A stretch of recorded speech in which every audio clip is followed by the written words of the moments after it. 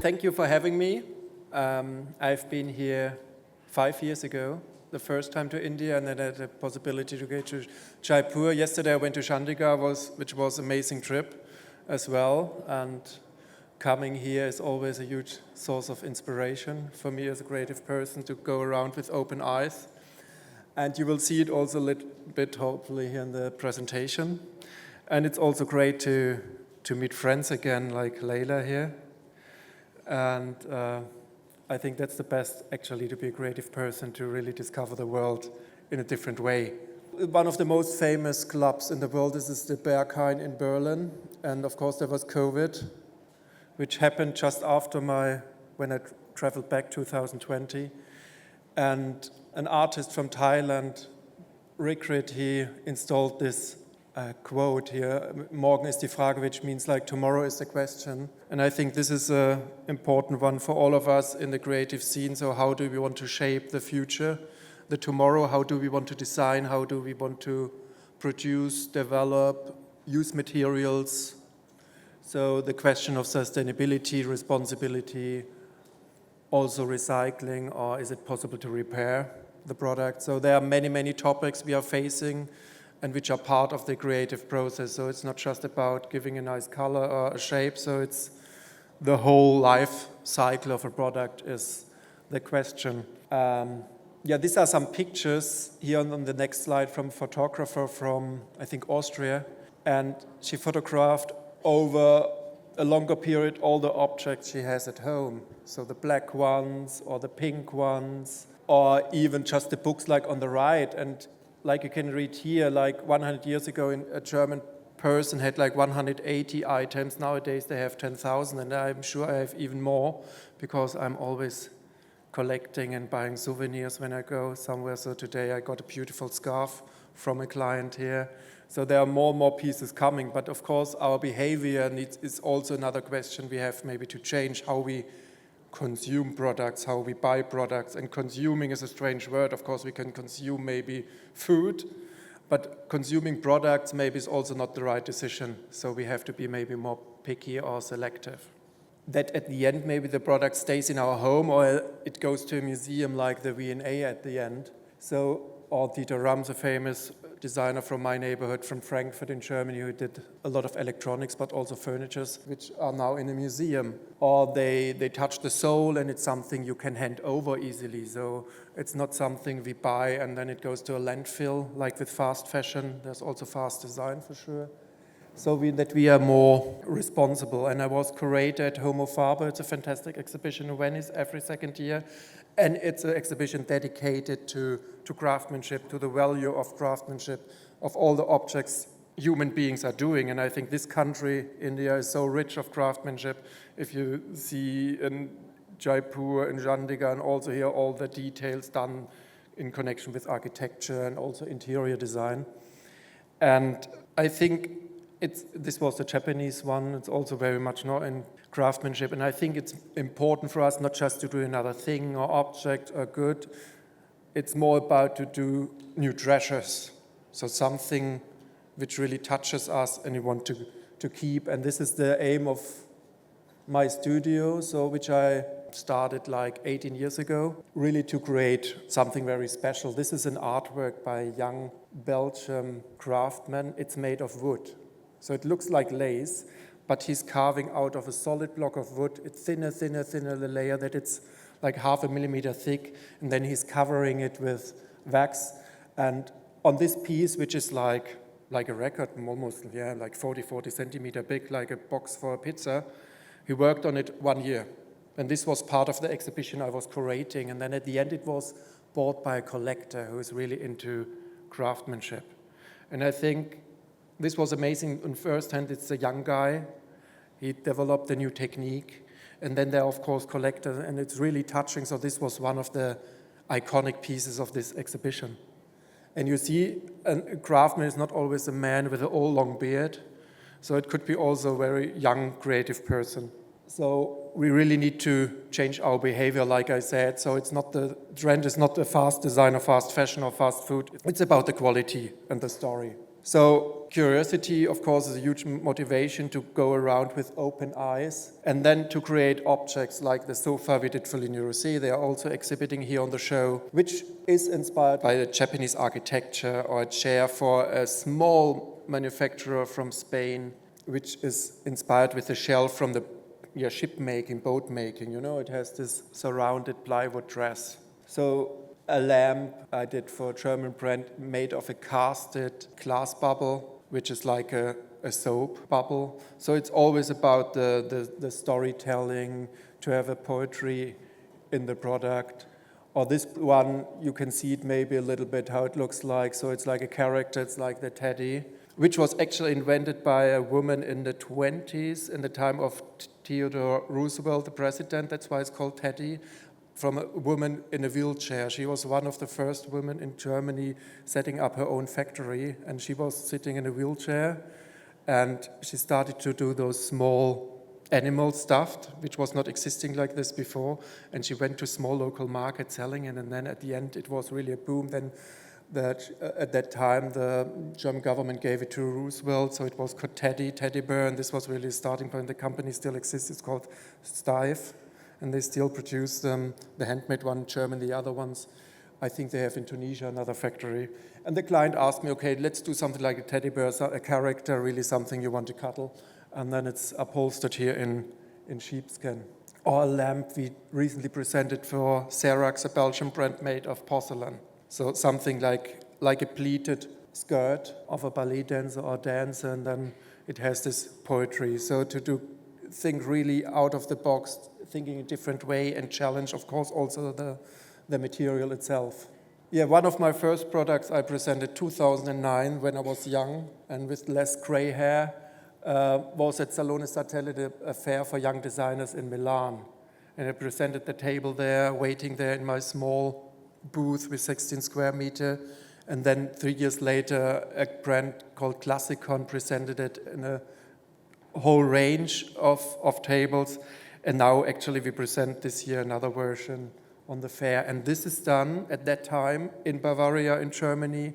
Unfortunately, that company closed during COVID because of energy costs and so on. So now it's produced in Murano in Italy.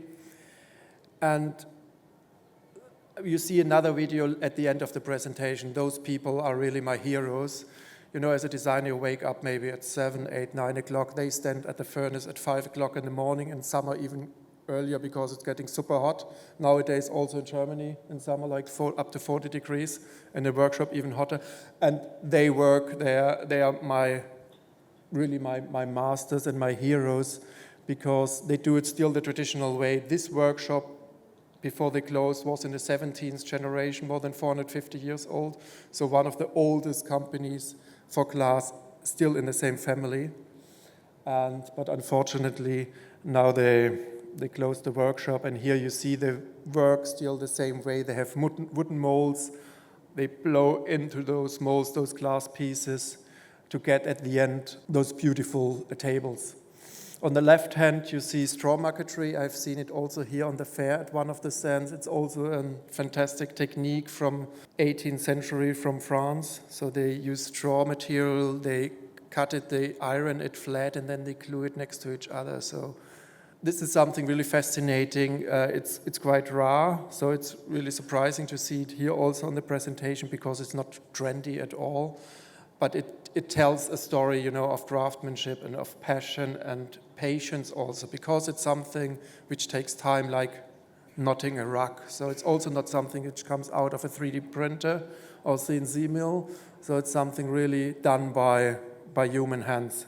And I think objects design need those human touches. Even, of course, we use 3D printers in the production, but also in my studio. Yeah, these are two pictures of the town I'm living in. I'm started in Offenbach, which is next to Frankfurt. It was the city of leather production. So Mont Blanc, for example, they produced their leather goods there. But then all the companies disappeared like 20 years ago. They moved to Italy, into Asia for production, and the city completely lost its identity because every family had a member in this world of leather production. And now the city tries to find its new identity. And I think it's so important to support local techniques, craftsmen, materials, really to keep the story to a city, to a country. Or think about Venice. When you go there, of course, it's a lagoon, but it's also about glass. So Venice without glass, it's also not the Venice we are expecting. Yeah, this is the younger me. So I think nobody of you saw me like this in that age. So here I started my studio.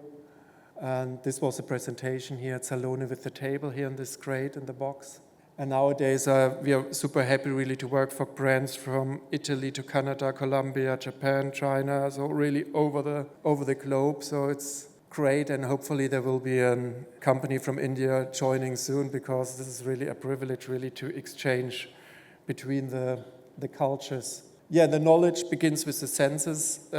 She mentioned when she introduced me, so it's really about the feelings and to understand the product, not just by touching it. It's also about how it looks, how it smells, how it tastes. And this is a collection we did for Duravit, a German bathroom company.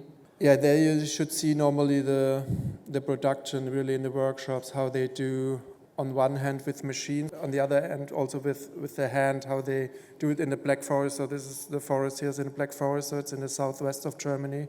So, well, like you have seen, I'm working in lighting, I work in furniture. Bathroom was a completely new material and topic, which was really challenging. And we worked on this project for almost 3 years to present it. I think it was 21.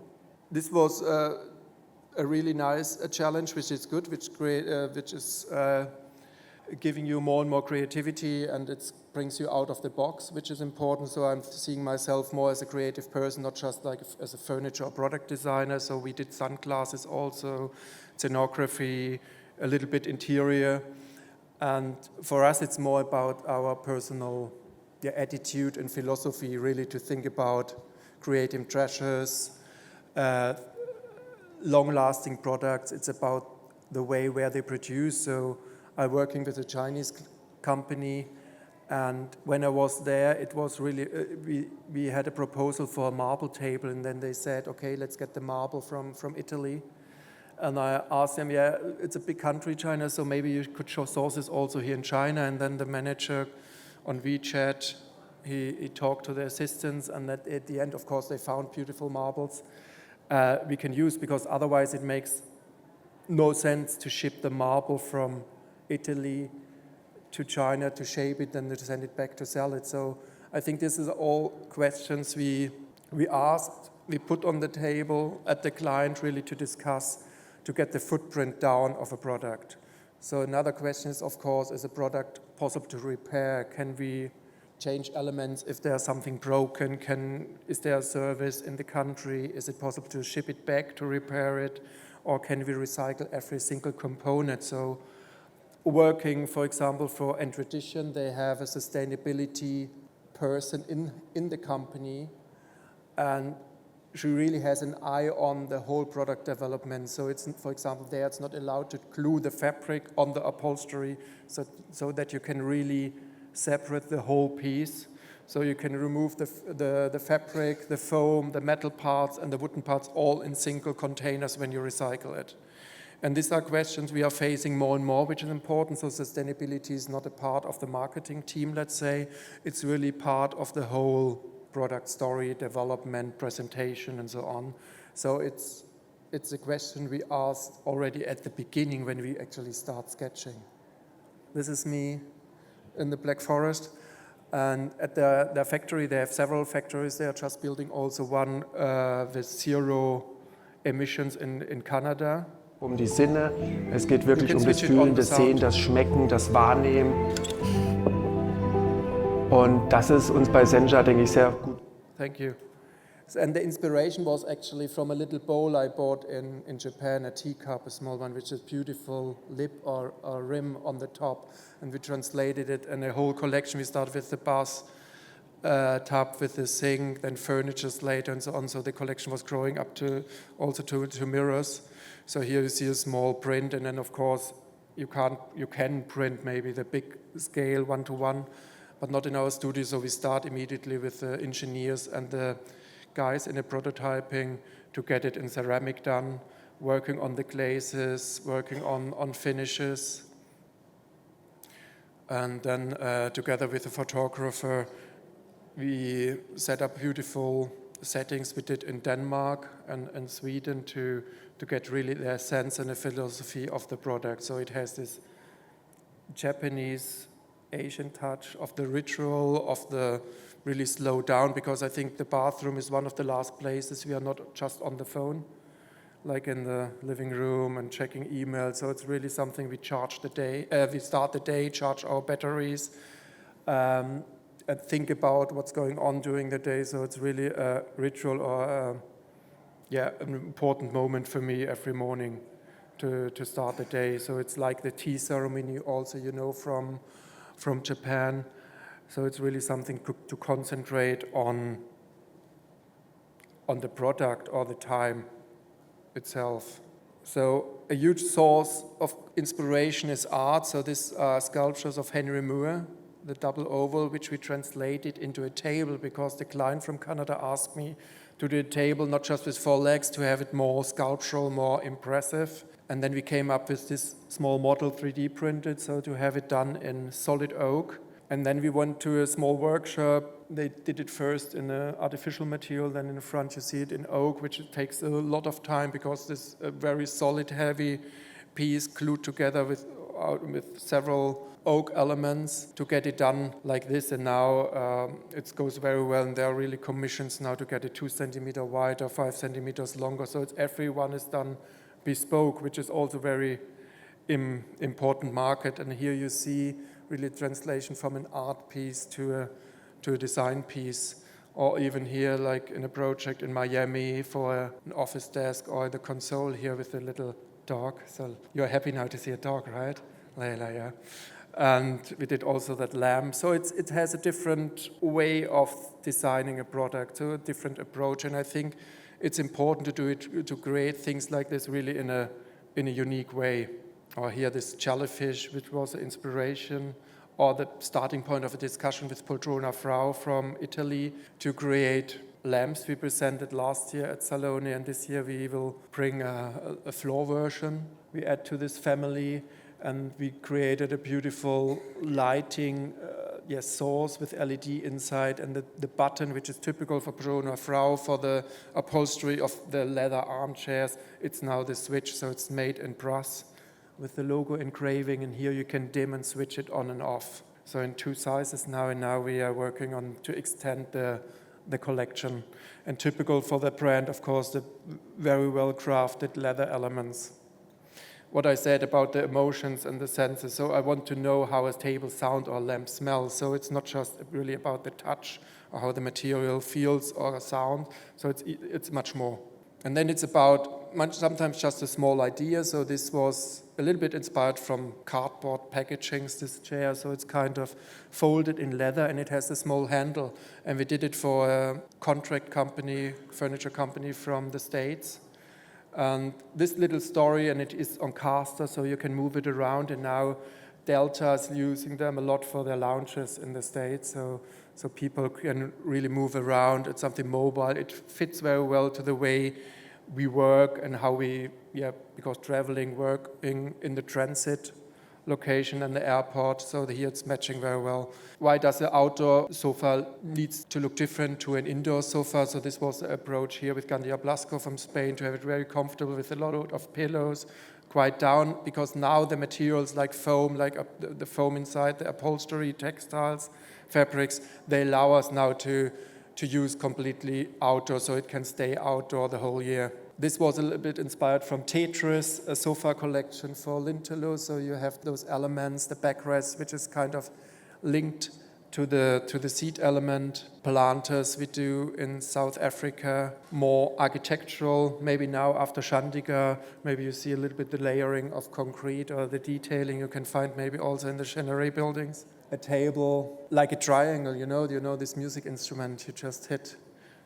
This is a leg for and tradition. And always in really working on the surface, on the material, on the way material appears. For an Australian company called Rakumba, I sent him a picture of the leaves of flowers. They just dropped the petals on our table. It was during COVID. And then he said, oh, that picture is so nice. Let's do a a pendant, a lighting collection out of it. So we have 2 casted shells with a kind of pearl inside of light, and now, it works very well. So sometimes it was really by coincidence. I think it was a picture I posted on Instagram, then the client contacted me and felt really in love with this idea. That's why it's also called petal, like from the flowers. This one brings us to Kathmandu, quite close here. We did a collection made 100% in nettle. So of course some people don't eat meat or they are vegan, and we wanted to think about a vegan collection. So they use nettle, which is a material which is growing there in the jungle, in the forest. They just have to harvest it, to cut it. So there's not a plantation like with hemp or other materials, so it's really growing free. Stunning building also in Kathmandu. And it's completely done out of this material. We just presented it. We will present it now next month again in Munich on a big show. And the people really, really appreciate and love it because it's something different. There's no wool, there's no silk.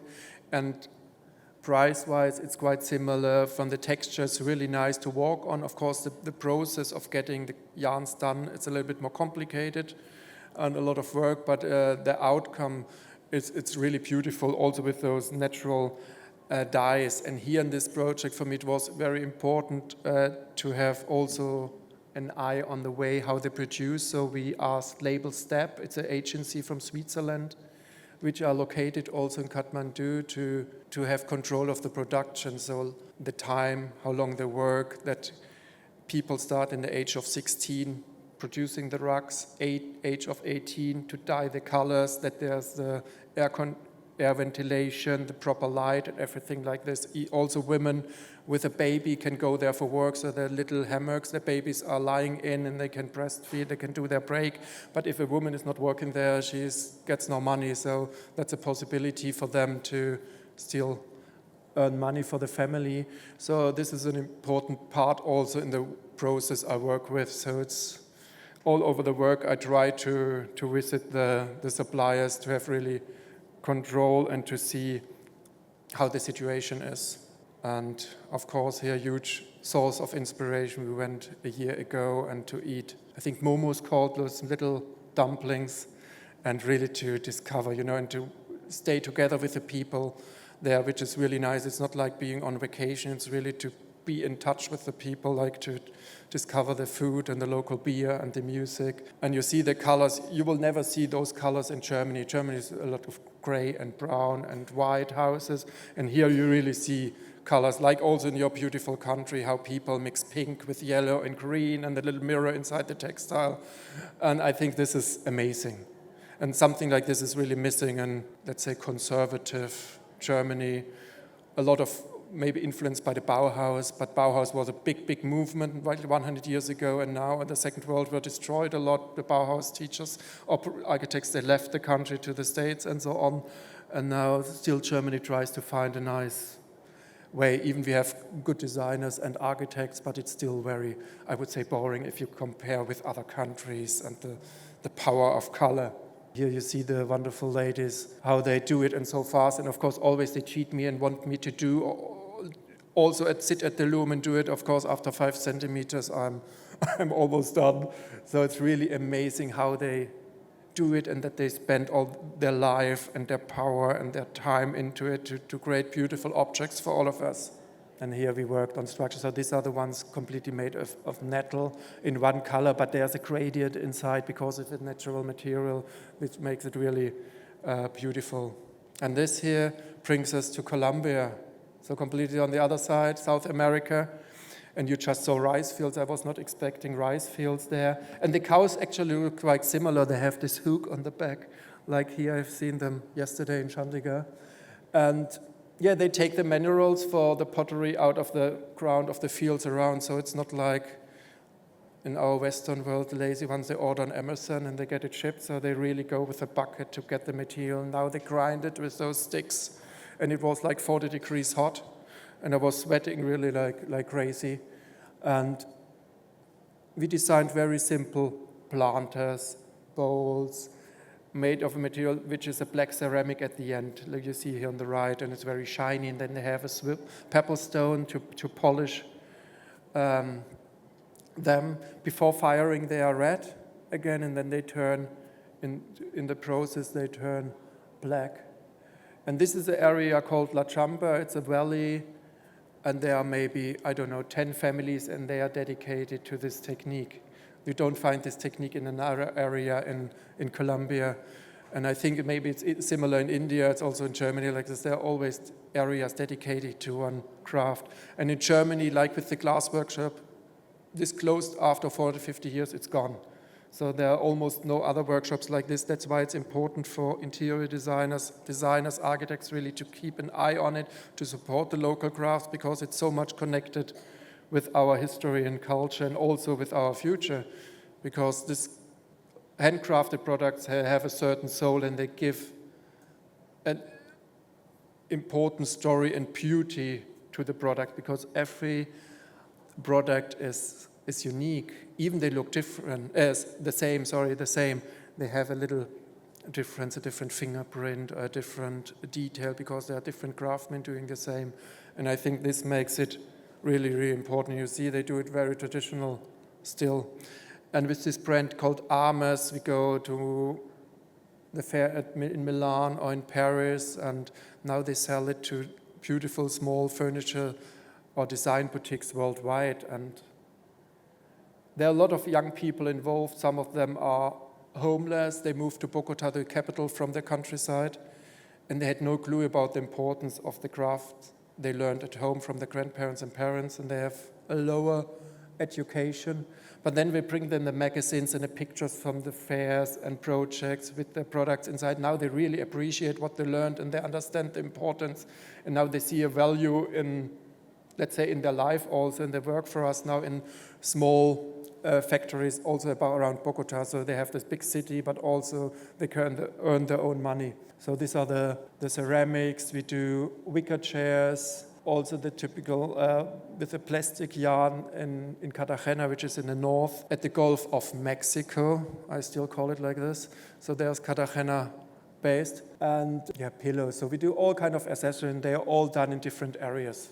Maybe one of the oldest German manufacturers, more than 200 years old. They just had an anniversary. They worked also with the Bauhaus together 100 years ago to invent the steel tube bending.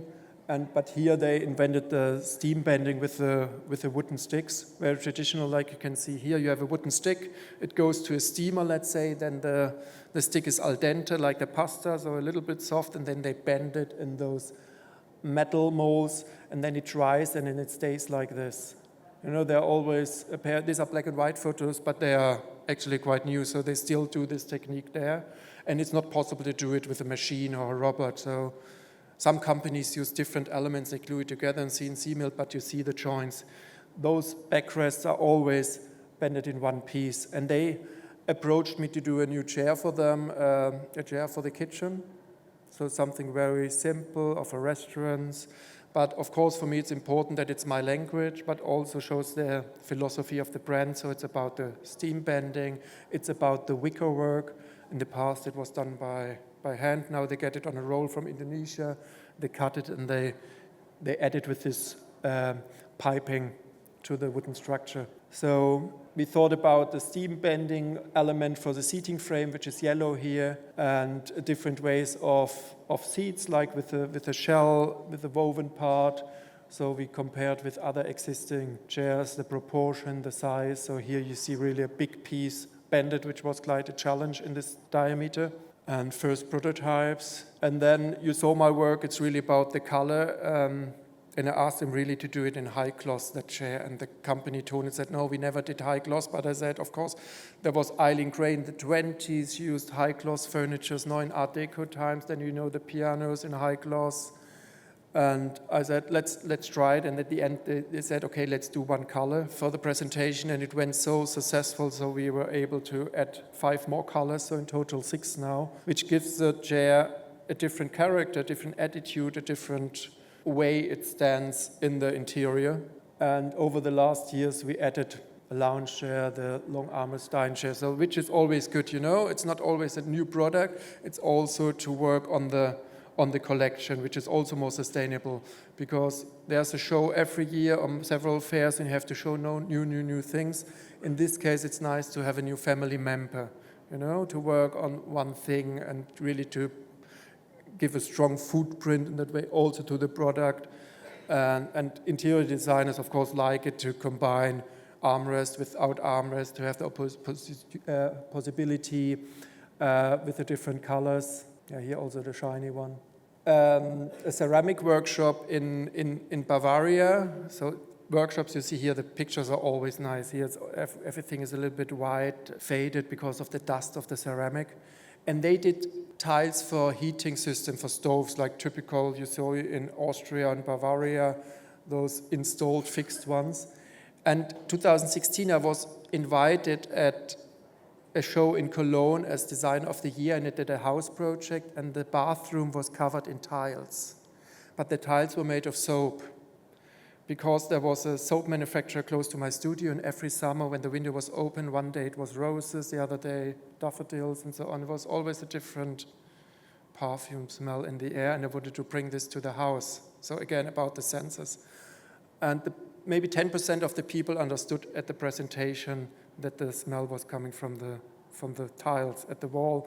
And then a big hotel group called me if they can order it for their showers. And of course, it would be funny to have soap at the walls in the shower, but after 1 month, it's maybe not so nice anymore if different guests scrub themselves at the wall. So we came up with traditional ones in ceramic. So this is a workshop. They do everything by hand. And now we started with this project, maybe 18, and now maybe 50% of their turnover is for wall covering. So it's not just the heating, it's also wall covering, which is, again, how you have to look in different fields to be brave, to do something. So this was the shape of the soap tile, and now I did it in ceramic, and then a friend of mine installed it in his New York showroom, the picture on the left.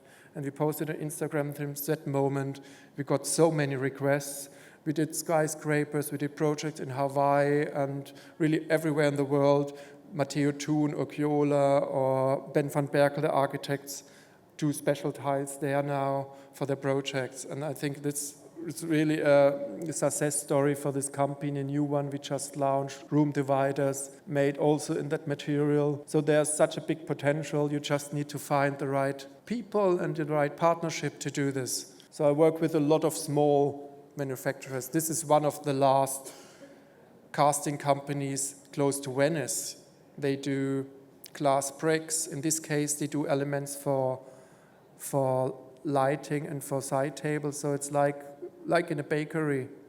You have this metal plate, you put the liquid hot glass on it, you shape it, you cast it, here you bend it, and then it cools down, and then you glue the single elements together to a table. So it's really fascinating to see them and to have the possibility really to work with those people. The biggest issue is always, I think, to find them. So it's a big research, traveling around, knocking at doors, and to challenge them and to ask them really to believe in the project and to do it. But normally they are quite open-minded. And here you see the process. Sometimes people complain about the price of the product, and then you have to tell them why it costs like this. These are all treasures. This is all very well crafted products. They have a certain price because there's a lot of labor cost. There are people, they are trained in techniques for many years, like the glass table I showed you. A glass blower needs like 5-6 years training to blow pieces like this.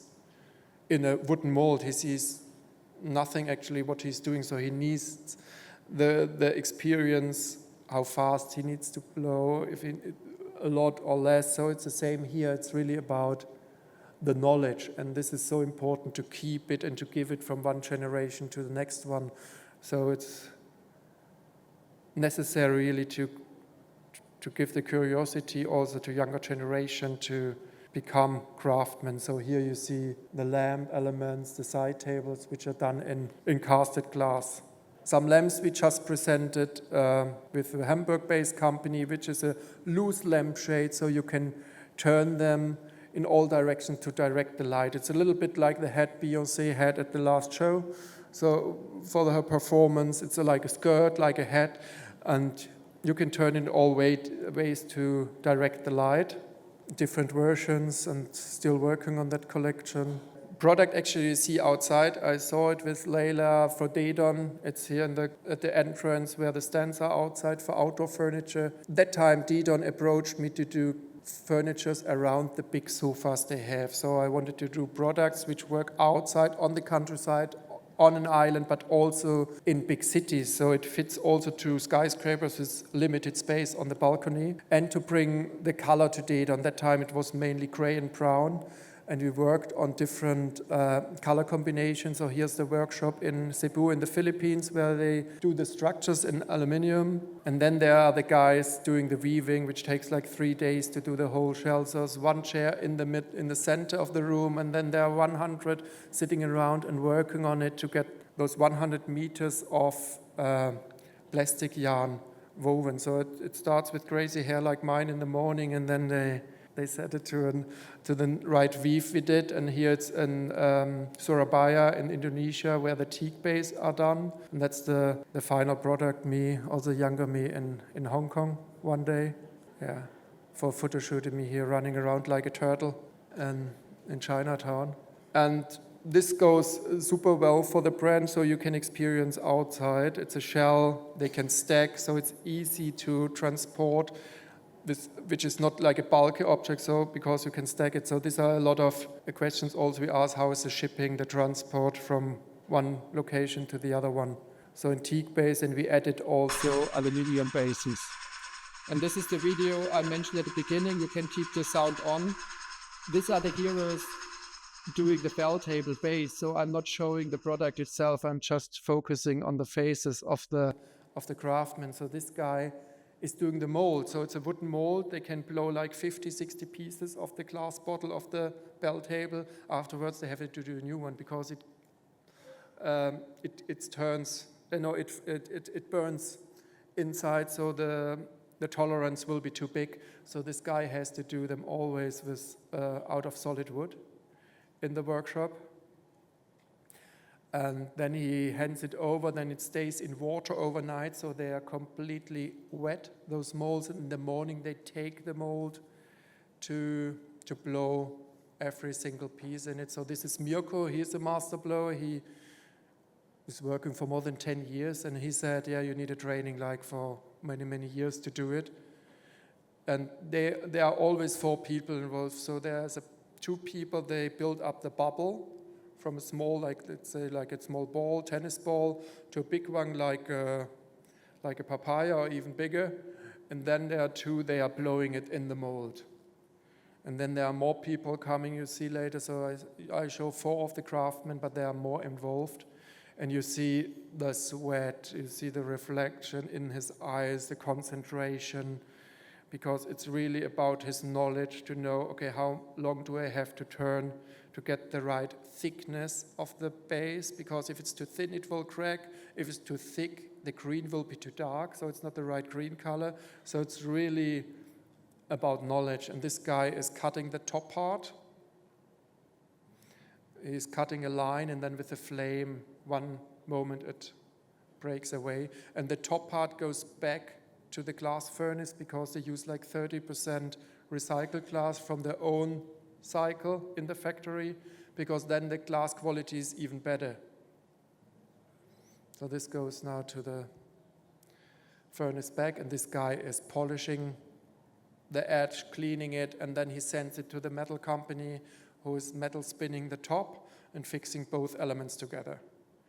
And now, next month, we will present the dining version, the big one. We tried to do it in glass, actually, but it was too difficult for the glass blowers because it was like 50 kilos of glass. And just to hold it on the pipe, of course, it's not the best for the back and for the arms. So we do it now in marble, it's CNC mold, and present it next month.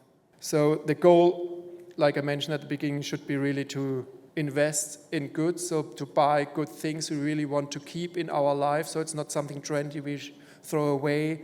It's something which becomes a treasure. And maybe we move together with a partner to another apartment. We can sell it on eBay or other platforms or give it to someone. We will never give a shitty product to a good friend, right? We just could give nice products to another person or another generations. So they become treasures like the objects you have seen at the beginning in a museum. Thank you. Can we please have a big round of applause?